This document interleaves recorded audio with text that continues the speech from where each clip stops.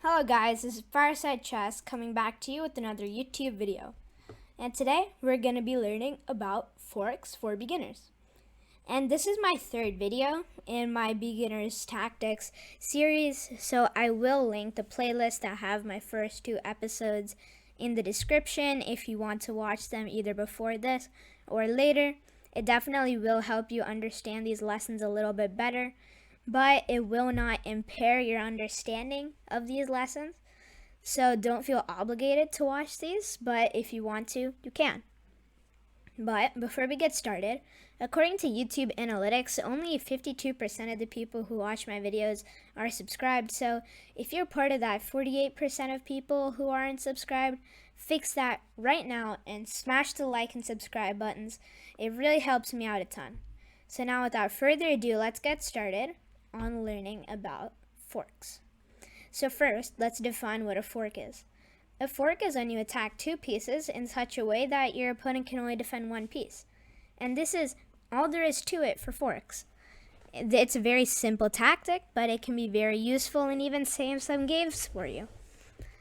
So let's look at some pawn forks to get started. So it's white to move, get a winning position by pawn fork. If you want to, you can pause this video and try to solve the puzzle before I go on, but if you're having trouble, you can always just let the video roll and you can find out the answer. So I'll give you a second to try to think of one and pause. Alright, and now let's see what the answer is. Here, the obvious answer is f4. It's attacking both this bishop and knight, and here it technically is attacking both pieces, and it is in a way where black cannot defend both of the pieces because a pawn is worth less than a knight or bishop, so no matter what, white's gonna get an exchange up, even if something like knight f7 and takes and check or something like that, it's still a trade up even though we lose the pawn. Okay, here are two more pawn fork puzzles, just so you can try to solve these on your own. I'm not going to be going over these, but this is like a little bit of extra practice. Alright, on to the next one. Here's another extra practice one. You can also read these little text blurbs if it does help you understand. And now here we go on the knight forks. And you'll see here on this little sidebar, we got a lot of knight forks. That's mostly because the knight is one of the most powerful pieces in the game, at least for the purpose of doing forks. So, here you might be wondering, well, Fireside Chess, there is literally no knights on the board. How are we going to do a knight fork?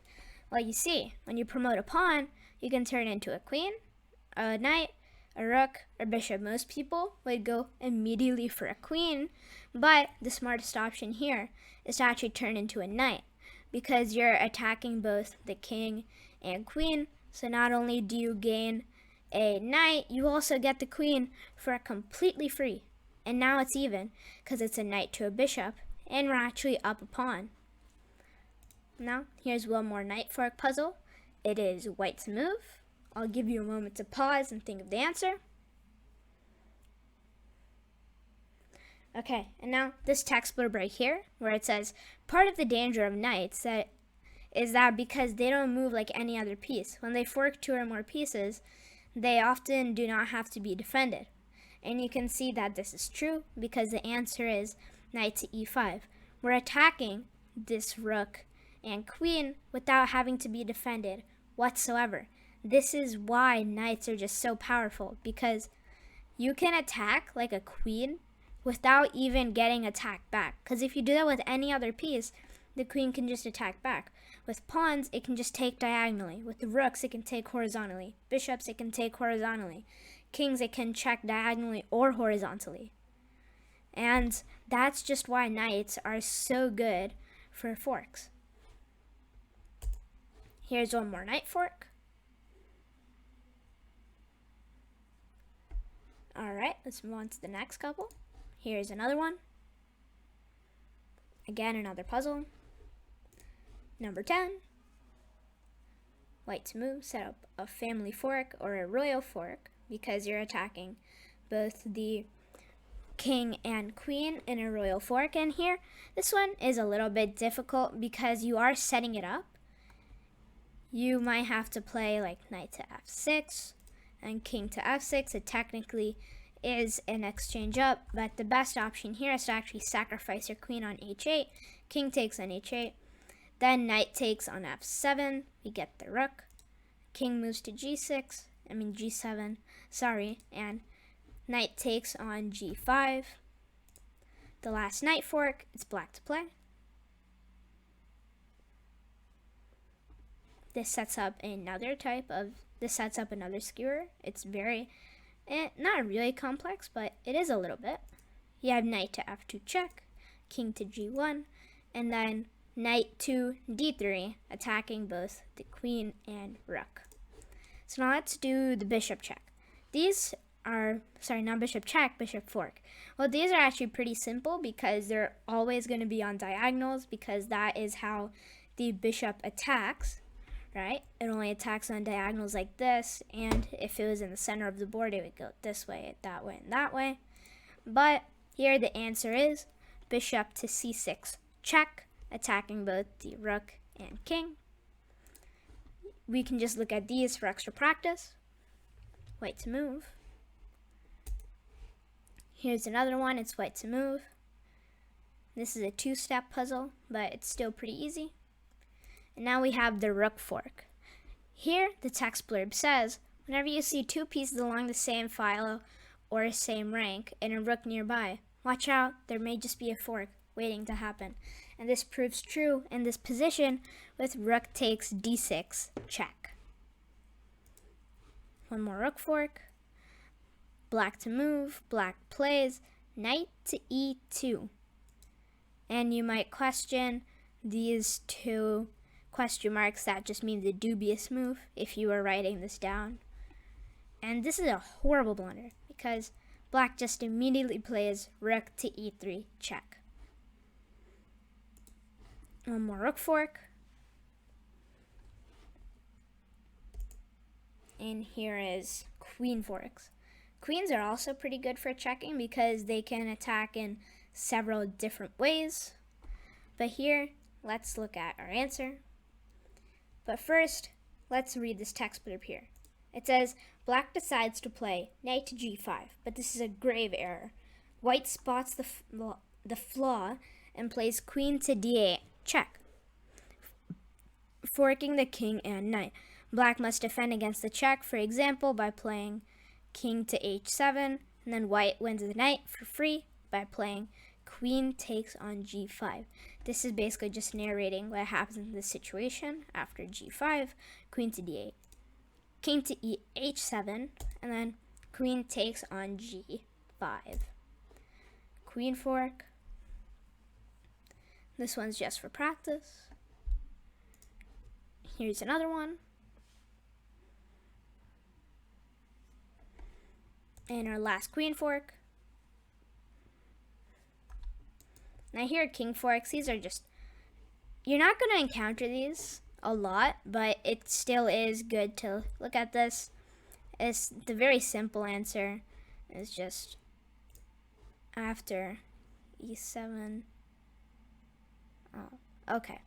So basically what this is saying is that it's not really that easy to get a king fork because the king is so vulnerable. It's unusual for the king to be used aggressively before pieces have been exchanged. So it's not common for the king to fork pieces or pawns, but it can happen just the same. And here in this position, black actually notices that his rook is being attacked by the knight on g4 and could be forked by the king, so he just simply moves it away to e7. Let's see an actual king fork. The more typical king fork occurs when there are very few pieces left.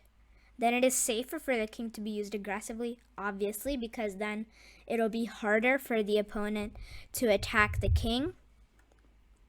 And in this diagram, black's king has managed to make it all the way behind white's pawns. Now black reaps the benefits of playing king to b2, which attacks 3 pawns at the same time. Now that is a fork fit for a king. And now we can just go over some of these homework puzzles. White's pawn can fork the black bishop and black queen. What is the move? You can pause and take a moment. Well, this is a very easy puzzle. It's just e5, we win the queen, or the bishop. Depends on what black wants to keep alive. Homework 2. The white king can simultaneously check the black king while attacking the black queen, giving white a decisive material advantage. Can you find the move? It's knight to d5 check.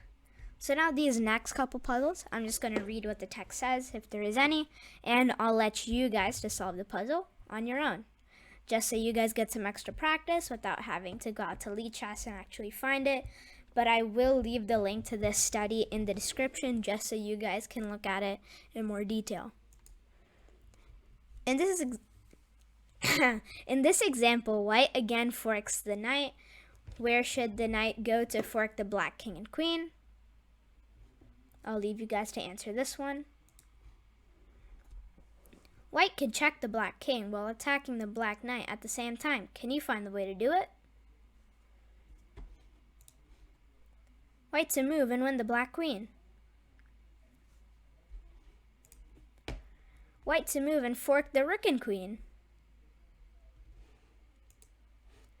White to move and win the black queen again.